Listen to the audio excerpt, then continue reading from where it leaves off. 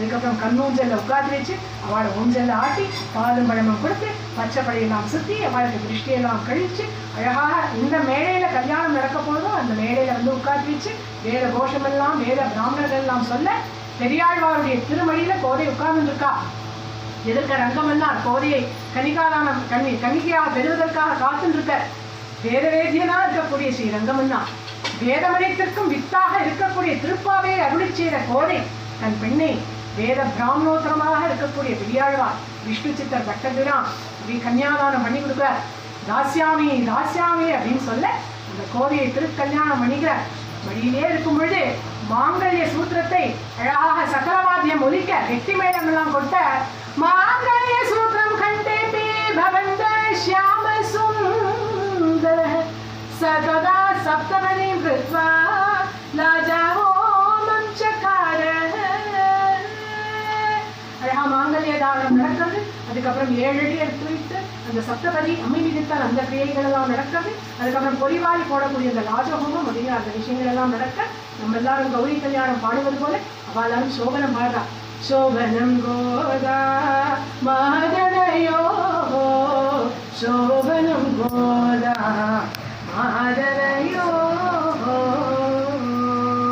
சோபனம் எல்லாம் பாடியாச்சு, கல்யாணம் முடிஞ்சாச்சு. அடுத்து கிராமப்பிரவேசம் தானே. பொண்ணை கொண்டு போய் புக்காட்டில் கொண்டு போய் விடணும் இல்லையா? ஊரே கிளம்பிட்டு ஸ்ரீவில்லிபுத்தூர்ல ஒருத்தர் பாக்கி இல்லை. கோதையை கொண்டு போய் புக்காட்டில் விடணும் அப்படிங்கிறது ஒரு காரணம் தான். அதை காட்டிலும் இவளுக்கெல்லாம் என்ன ஆசை அப்படின்னா அந்த மாப்பிள்ளையோட வீடை பார்க்கணும்.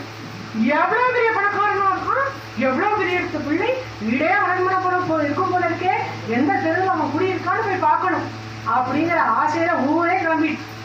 அதுக்குள்ள கோதை தன் தோழிகைகள்லாம் வந்து விடை பெற்றுக்கிறான். அவளுக்கு எல்லாமே தோழிகள் தானே. தோழிகளும் சந்தோஷம் ஒரு பக்கம், இவளை விட்டு பிரியணுமே அப்படிங்கிற அந்த ஒரு பாபத்தோட கண்ணீரை வெளியில விடாமல் கண்கண்ணியை தேக்கி வச்சு வித்யாவிலை கொடுத்தருந்த ரங்கமன்னாரும் கோதையும் முதல்ல இருக்கக்கூடிய பல்லக்கில் ஏறிக்கிறார். அடுத்த பல்லக்கில் பெரியாழ்வாரும் அவருடைய மனைவியும் ஏறிக்கிறார். அதுக்கப்புறம் இருக்கக்கூடிய பல்லக்கு மாட்டு வண்டி என்னெல்லாம் உண்டோ எல்லாத்தையும் அத்தனை ஜனங்களும் கிளம்பி ஸ்ரீவில்லிபுத்தூர்ல இருந்து கிளம்பி ஸ்ரீரங்கத்துக்கு வந்தாச்சு. முதல்ல போகக்கூடிய பல்லக்கு நேர ஸ்ரீரங்கை கோவிலை நோக்கி போச்சான். இப்ப கூட ஜனங்கள் எல்லாம் பேசிக்கிறான், அதே அப்ப எவ்வளவு பக்தி பத்தியா மாப்பிள பையனுக்கு கோதை கேட்ட கணவனாக இருக்கானே, கோதை கொடுத்து வச்சவன் தான். முதல்ல பெருமாளை போய் சேவிச்சுட்டோம், அதுக்கப்புறம் தன்னோட ஆத்துக்கு கூட்டின்னு போறான் முதல் அப்படின்னு பேசிக்கிறான். பெரியாழ்வாருக்கு மட்டும் தெரியும் அவரோட வீடே அதுதானே, தன் நாட்டுக்கு தானே போற அப்படின்னு பெரியாழ்வாருக்கு தெரியும். சாதம் மனசு அப்படியே பதபதக்கிறது. அடுத்து என்ன நடக்கும்னு தெரியலையே, அடுத்து என்ன நடக்க போறதுன்னு தெரியலையே அப்படின்னு பதபதிச்சுட்டே இருக்கும் பொழுது அந்த முதல் பல்லக்கு ஸ்ரீரங்க கோவில் வாசல்ல வந்து நிக்கிறது. ரங்கமன்னார் கீழே இறங்கினார், கோதையும் இறங்கினான். கோதை திருக்கரத்தை மிருதுவா பிடிச்சுக்கிறார் ரங்கமன்னார். இதே திரும்பி பார்க்கிறார். 2வது பல்லக்குல இருந்து பெரியாழ்வார் இறங்கிட்டார். அவர் அப்படியே நன்றி கலந்த பார்வையோட பார்த்தாராம் ரங்கமன்னார். இந்த கோதையை எனக்கு கல்யாணம் பண்ணி கொடுத்தேனே அப்படின்னு கண்களாலேயே மாமனாருக்கு நமஸ்காரம் பண்ணினார் ரங்கமன்னார். எப்பொழுதும் இருக்கக்கூடிய நிரந்தரமான புன்னகை அவருடைய இதழ்ல இருக்கு. போயிட்டு வரேன் அப்படிங்கிறது போல லேசா தலையசிச்சார்.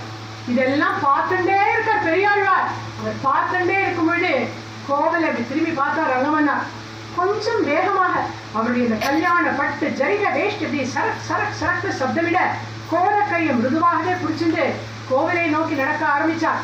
ரங்க விலாசம் தாண்டி ஆரியவிடாழ்வாள் வாசல் தாண்டி கருட கம்பத்துக்கிட்ட வந்து நாழிகைத்தான் வாசலுக்குள்ள நுழைஞ்சு ரங்க விமானம் கிட்டையும் வந்து அதுக்கப்புறம் சந்திர மண்டபமும் ஏறி காயத்ரி மண்டபமும் தாண்டி கர்ப்பகிரகத்துக்கிட்ட வந்தாச்சு.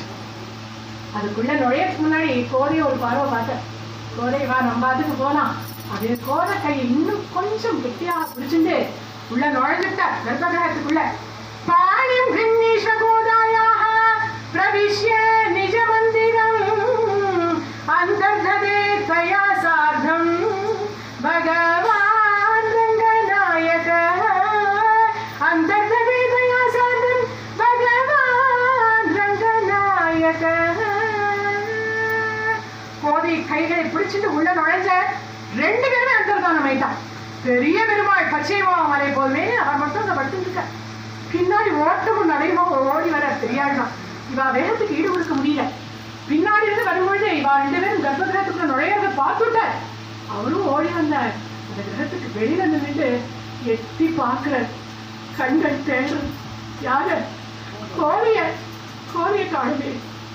எப்பேற்பட்ட குழந்தை ரங்கா நீ இப்படி பண்ணலாமா? ஒரு மகள் தந்தை உடைய உலகம் நிறைந்த புகழா திருமகள் போல வளர்த்தே செங்கன்மாதான் கொண்டு போனான் பெருமகள் கொடி வாழ்ந்த பெரும் பிள்ளை பெற்ற யசோதை மருமகளை கண்டு வந்து மண்ணாட்டுப்புறம் செய்யும் கொலோ மருமகளை கண்டு வந்து மண்ணாட்டுப்புறம் செய்யும் கொலோ. ஒரே ஒரு பெண் குழந்தை, அவள் அப்படியே கிருஷ்ண பக்தியை ஊட்டி ஊட்டி பாலூட்டி திருமகளை போல நான் வளர்த்தேன். அப்படி வளர்த்த என்னுடைய அந்த செல்ல குட்டி என் கண்ணுக்கும் கண்ணான கண்மணியா இருக்கக்கூடிய கோதைய செங்கன்மாதான் கொண்டு போனான். கூட்டிட்டு போனான்னு இல்ல, கொண்டு போனான். ஏதோ ஒரு பொருளை அபகரிச்சுட்டு போறது போல என் செல்ல குழந்தைக்கு கூட்டி போயிட்டேப்பா. சந்தோஷம்தான், எனக்கு கோதையை பத்தி வருத்தம் கிடையாது.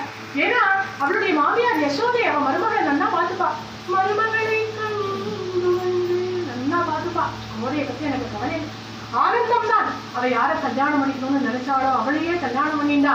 எந்த இடத்துக்கு எல்லா ஜீவராசிகளும் போகணுமோ அந்த இடத்த அந்த குழந்தை இப்பவே போய் சேர்ந்துட்டா. அதுவும் உனக்கு மனைவியாக வந்து சேர்ந்துட்டா. இதெல்லாம் எனக்கு சந்தோஷம்தான், எனக்கு எந்த கவலையும் கிடையாது. இருந்தாலும் ரங்கா என்ன விட்டுட்டியப்பா, என்னையும் கூட்டிட்டு போயிருக்கலாமே. நானும் அந்த கோதையோட சேர்ந்து உன்னோட நான் சுடிச்சுட்டு இருந்திருக்கேனே. அந்த குழந்தை பண்ணி பக்தியும் ஏத்துட்ட, அந்த குழந்தையும் ஏத்துட்ட. நான் பண்ணின பக்தி போறவே ஆப்பா.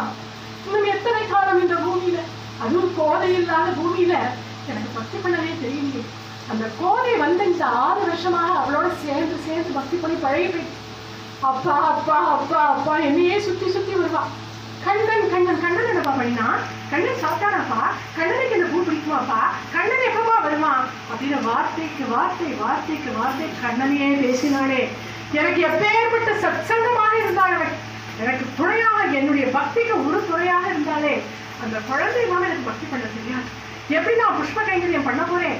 கோதையை கூட்டிட்டு வைத்தியே, என்ன விட்டுட்டியப்பா, கோதை இல்லாமல் இன்னும் எத்தனை காலம் அப்படின்னு பரிதவிக்கக்கூடிய பெரியாழ்வாரை பார்த்தார் ரங்கநாதர். அந்த மாதிரி பெரியாழ்வாரெல்லாம் அழுதார். ரங்கனுக்கு தாங்கார்.